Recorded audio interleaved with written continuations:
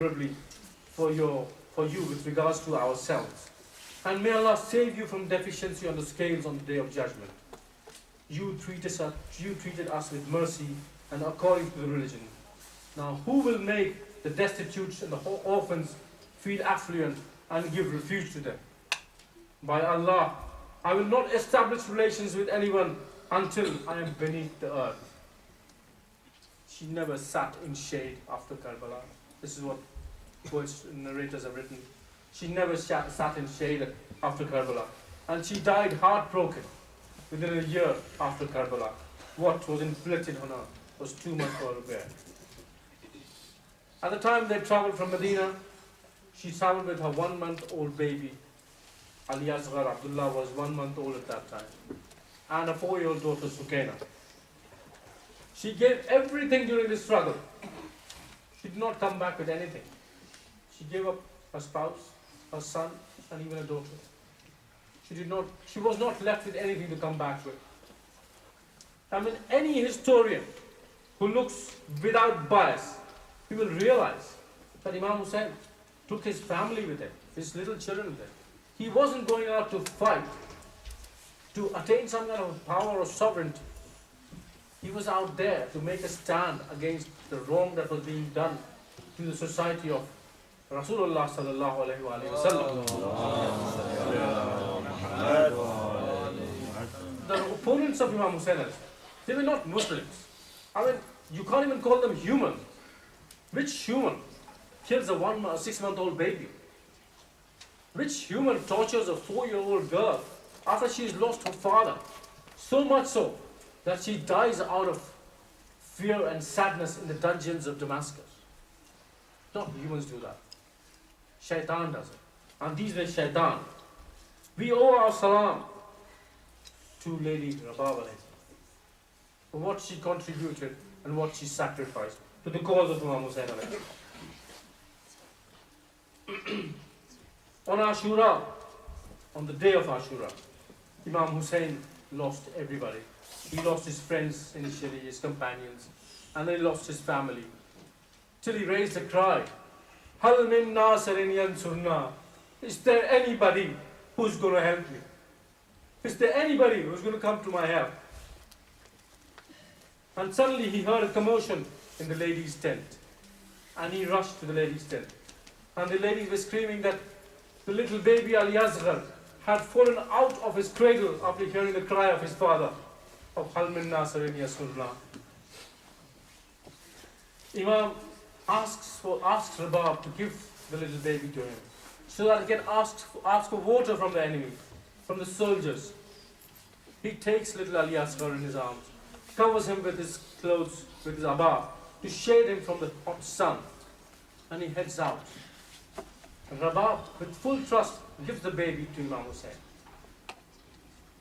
And Imam takes the little baby out. And there is commotion among the soldiers. They think that Imam has come with the Quran to mediate for peace or something. But Imam has come with the little baby and asks the soldiers, even if you're not religious people, at least be free people. I might have done you some wrong by not giving allegiance, but what is the fault of this little baby? He's dying of thirst. Can someone not give him a little bit of water? There is no response. Imam continues. He says, maybe you think that I will drink from the water you bring for the baby.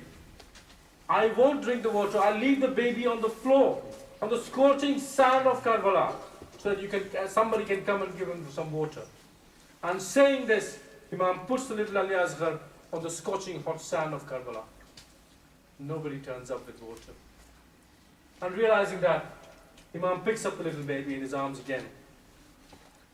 And Saad tells Hurmula, who was one of the very good archers, he tells Hurmula, shoot the Quran of Hussein. This little baby, who's as pure as the Quran, little babies are pure, right? He tells Hurmula, shoot this little Quran. And Hurmula uses a 3-pronged arrow. Normally arrows have 1 prong. But this 3-pronged arrow is used, in those times was used for wild beasts, to hunt wild beasts. And this man shoots an arrow to this baby and severs the neck of little Ali Asghar and hits the arm of Imam Hussain alayhi salam. Imam Hussain is shocked. What has he seen? He'd seen already a lot, but this was just too much. It's a little baby. And he collects the blood in his palms. And poets write that the earth said, if a drop of blood falls on this ground, nothing will grow forever. And the skies said that if this blood comes to us, never will rain fall on this ground. Imam picks up the blood in his palm and rubs it on his beard. And he says, I will meet my grandfather in this condition. He takes the little baby and tries to go back to the tent, to his mother. But he does not have the strength anymore. He's picked too many dead bodies. His sabr, his patience is at the end now. And how is he going to take this little baby who's passed away to his mother? He tries 7 times, each time exclaiming, Inna lillah wa inna ilayhi raji'un. To Allah we belong, and to Allah we return. I am happy with Allah, what Allah has decreed. And he tries 7 times and retreats, and ultimately he reaches the tent. I don't know what little Sukaina would have asked Imam Hussain. She might have asked, Father, did you get water for little Ali Asghar? What would Imam Hussain have said?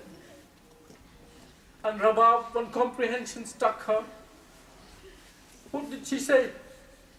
She said, I did not realize they kill little babies as well in these battles. People do not even sacrifice animals of this age. And they shot this little baby. Imam Hussain uses his sword to dig a little grave behind the tents for this little baby and to bury his little son there. At the end of the day, when the army is severing the heads and raising them on spears, they see that one is missing from the count, and the army runs around with spears being thrown into the ground to find the body. And some spear picks up the little baby's body, Ali Asghar, and they sever his head and put it on the spear.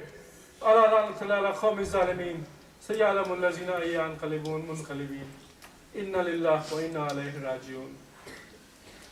Oh Allah, please accept this offering from us today, this evening, and make us understand what sacrifices the family of the Prophet and the companions have given for the sake of Islam, and make us follow the right path, the truth, and keep us away from all the falsehood and the distractions of this world.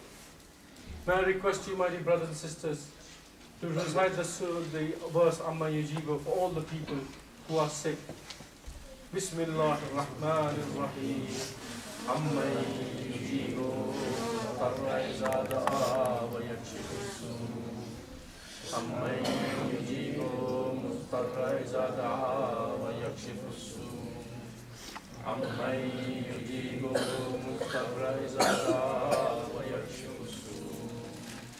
عمن يجيب مضطر إذا دعا ويكشف السوء عمن يجيب مضطر إذا دعا ويكشف السوء.